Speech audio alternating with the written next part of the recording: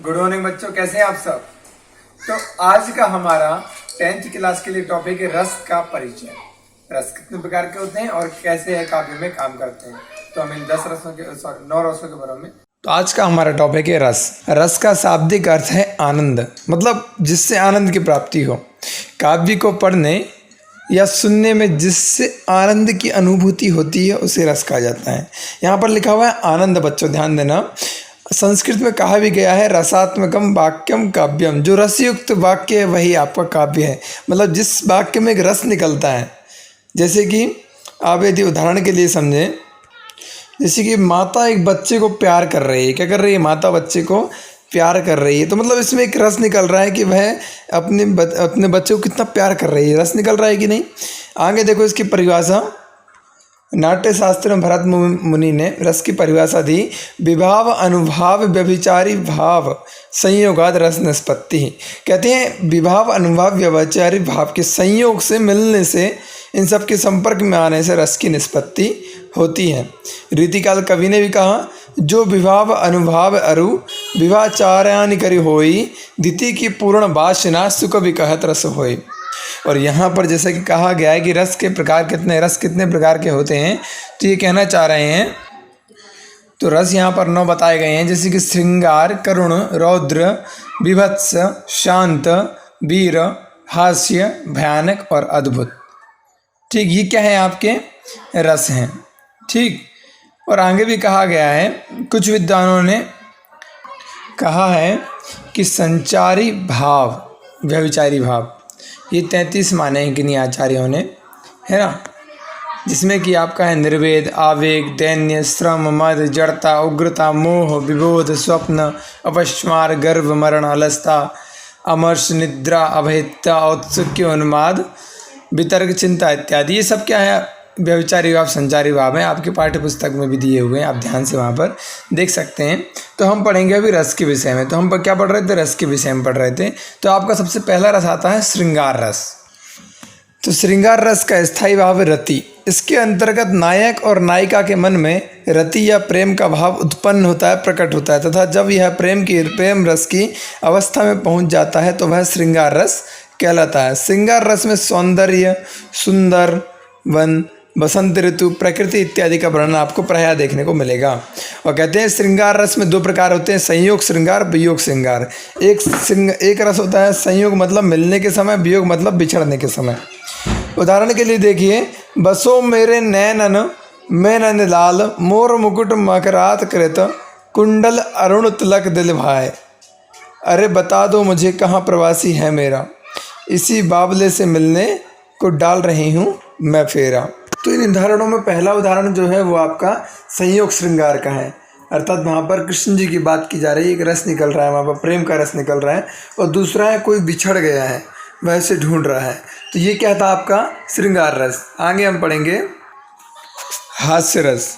इसका स्थायी भाव हास होता है।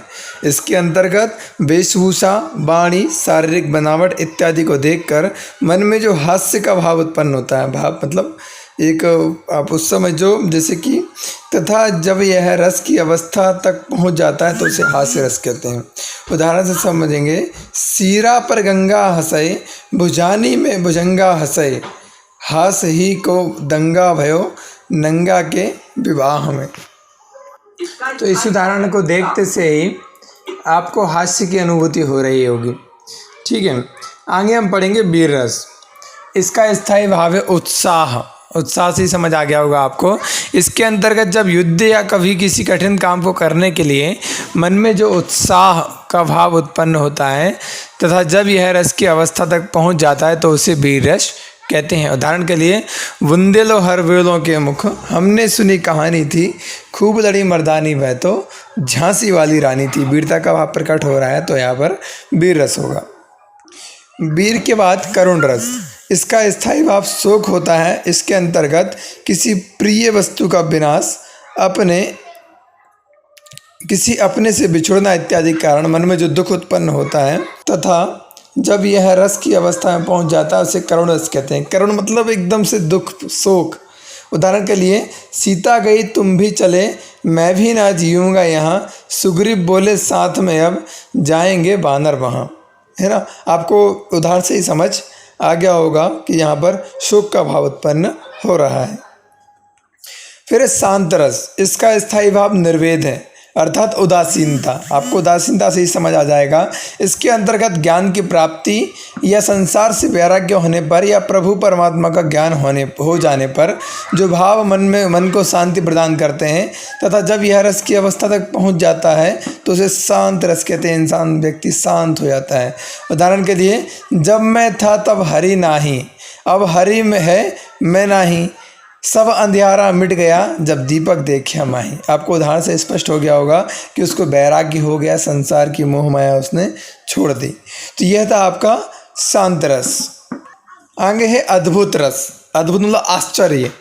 इसका स्थायी भाव आश्चर्य होता है। इसके अंतर्गत जब किसी भी व्यक्ति या वस्तु इत्यादि को देखकर मन में जो आश्चर्य या विस्मय का भाव उत्पन्न होता है, तथा जब यह रस की अवस्था में पहुंच जाता है तो उसे अद्भुत रस कहते हैं।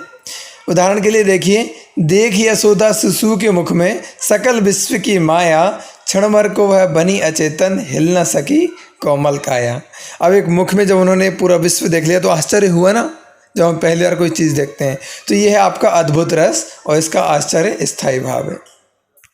अब है आपका भयानक। इसका स्थायी भाव भय है। इसके अंतर्गत जब किसी व्यक्ति या वस्तु इत्यादि को देखकर या किसी घटना का वर्णन करते समय मन में भय अर्थात डर का भाव उत्पन्न हो, तथा जब यह रस की अवस्था तक पहुंच जाता है तो उसे भयानक रस कहते हैं। उदाहरण के लिए, एक और अजगर ही लखी, एक और मृगराय, बिकट बटो ही बीच ही, परियो मूर्छो खाए।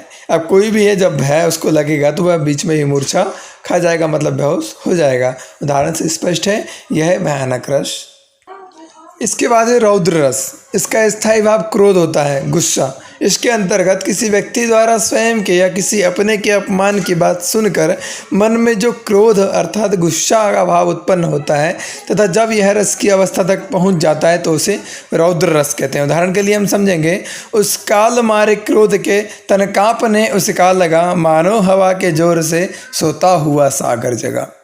एक भड़क है कि नहीं, गुस्सा है कि नहीं है, एक वीर अलग है, लेकिन रोध मतलब यहाँ पर क्रोध आ रहा है। क्या आ रहा है? क्रोध। तो ये आपका था क्रोध रस। विभत्स, घृणा। स्थायी भाव क्या है? घृणा।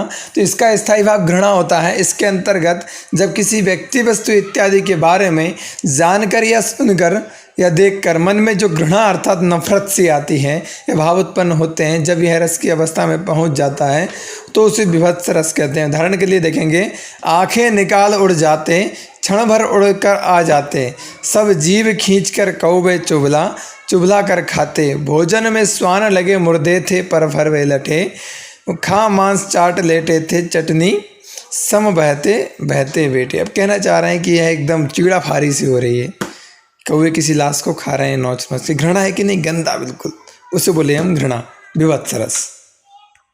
अब है वात्सल्य। इसका स्थायी भाव वात्सल्यता अर्थात या अनुराग, किसी के प्रति। इसके अंतर्गत माता का संतान के प्रति प्रेम, बड़ों का बच्चों के प्रति प्रेम, गुरुजन का शिष्य के प्रति प्रेम इत्यादि का भाव जब मन में उत्पन्न होता है, तथा जब यह रस की अवस्था तक पहुंच जाता है उसे वात्सल्य रस कहते हैं। उदाहरण के लिए, बाल दशा सुख निराखी जसोदा, पुनि पुनि नंद बुलवाती, अचरा तरलय ढाकी सुर, प्रभु दूध पियाती। अब कहना चाह रहा है अपने बेटे के प्रति, अपने पुत्र के प्रति यशोदा माँ का जो प्रेम है, तो यहाँ पर क्या हो जाएगा? वात्सल्य रस की अनुभूति यहाँ पर आपको प्रकट दिखाई दे रही है। तो ये था आपका वात्सल्य रस। जैसे कि शास्त्रों में कहा है भक्ति रस, एक और पढ़ेंगे। इसका स्थायी भाव देव या रति या अनुराग होता है। इसके अंतर्गत ईश्वर की महिमा का वर्णन सुनकर मन में जो चाहे भाव उत्पन्न होता है, जब यह रस की अवस्था तक पहुंच जाता है तो उसे भक्ति रस कहते हैं।